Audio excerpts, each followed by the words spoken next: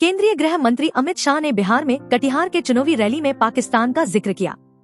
इसके अलावा शाह ने कहा कि कांग्रेस ने हमेशा पिछड़े वर्ग का अपमान किया है। कांग्रेस ने कई वर्षों तक मंडल आयोग की रिपोर्ट का विरोध किया। अब राजद ने कांग्रेस से हाथ मिला लिया है। उन्होंने कहा कि प्रधानमंत्री मोदी ने परिवारवाद, जातिवाद, विलुप्तीकरण की राजनीति को खत्म किया और समाज के हर वर्ग के विकास के लिए काम किया।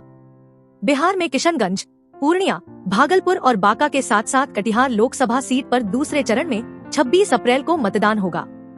खबरों में आगे बढ़े मगर उससे पहले आप सभी से गुजारिश है कि अगर आप हमारे चैनल पर नए हैं तो अभी सब्सक्राइब कर लें। हमारे सुरक्षा कर्मियों ने पाकिस्तान की सीमा में प्रवेश कर आतंकवादियों को घर में घुसकर मारा। इसी के साथ केंद्रीय गृह मंत्री अमित शाह ने लोकसभा चुनाव 2024 में पाकिस्तान की एंट्री कराई। शाह और नीतीश कुमार ने कटिहार के राजेंद्र स्टेडियम में चुनावी रैली को संबोधित किया। इस दौरान अमित शाह ने कांग्रेस नीत विपक्षी गठबंधन पर आतंकवाद के मुद्दे को लेकर नरम रुख अपनाने की बात कही। इसके अलावा वंचित जातियों के उत्थान के प्रति उदासीन रवैया अपनाने का आरोप लगाया। उन्होंने चेतावनी दी कि सत्ता में उनकी वापसी से देश में गरीबी, दंगे, अत्याचार और हिंसा बढ़ेगी।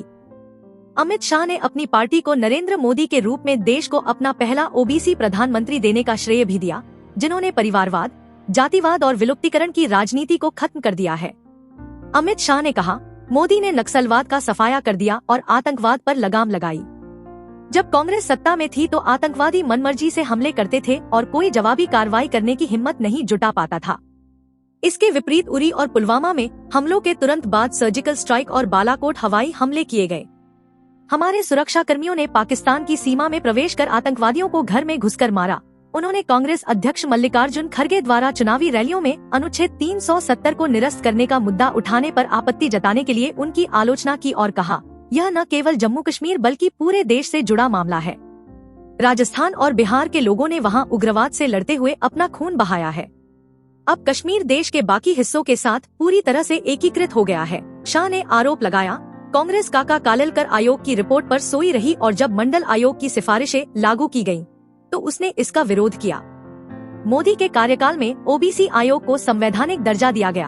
अमित शाह ने कहा, मोदी न केवल पहले ओबीसी प्रधानमंत्री हैं, बल्कि वह एक ऐसे मंत्रिमंडल का नेतृत्व करते हैं जिसमें 35% मंत्री पिछड़े वर्गों से आते हैं। यह सब भाजपा द्वारा संभव हुआ है।